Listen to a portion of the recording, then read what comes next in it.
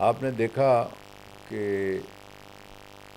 ایک مسئلہ 74 سال سے چلا آ رہا ہے اور وہ ڈٹے ہوئے ہیں. ان ان پر الزام یہ ہے کہ وہ آزادی مانگتے ہیں، اور پھر ان پہ ظلم یہ ہے کہ آزادی نہیں ملے گی، اور پھر ان کی شنوائی یہ نہیں ہے، اس وجہ سے نہیں ہے کہ وہ مسلمان ہیں اور اقوام متحدہ آج دن تک اپنی قراردادوں کے مطابق ان پر عمل درآمد نہیں کرا سکا. چیئرمین پی ٹی آئی وزیر اعظم پاکستان عمران خان کا شکریہ ادا کرتا ہوں کہ انہوں نے کسی بھی موقع پر کشمیریوں کو وہ نہیں بھولے. اس کا مطلب ہے کہ آپ سب کے اندر کشمیریوں کا درد ہے.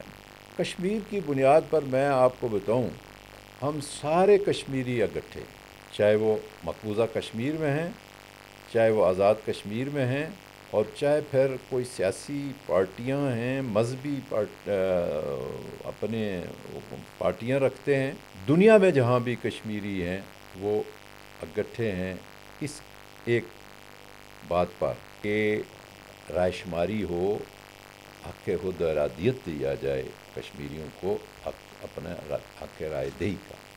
اس پر سارے کشمیری متفق ہیں. کے لیے میں یہ کہتا ہوں کہ آپ وہاں زمین خرید نہیں سکتے، لیکن زمین آپ لے سکتے ہیں.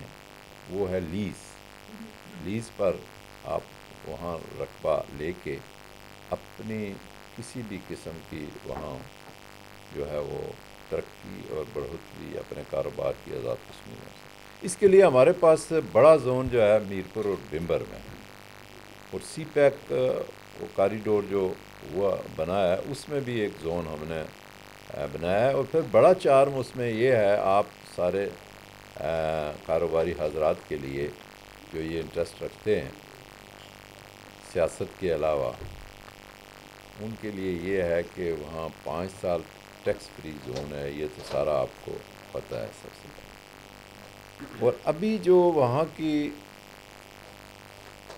صورتحال ہے، ایک دو اپرچونیٹیز ہماری جو ہے نا وہ جاری ساری ہیں انویسٹر کے لیے ہائیڈل کے شعبے میں.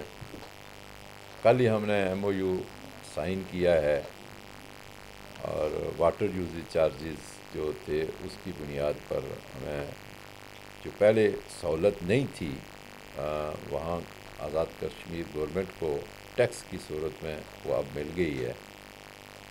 تو اس طرح ایک ہائیڈل کا شعبہ تھا جس میں خاصی انویسٹمنٹ ہوئی، اور ابھی بھی وہاں اس بات کی ضرورت ہے مختلف جگہوں پر.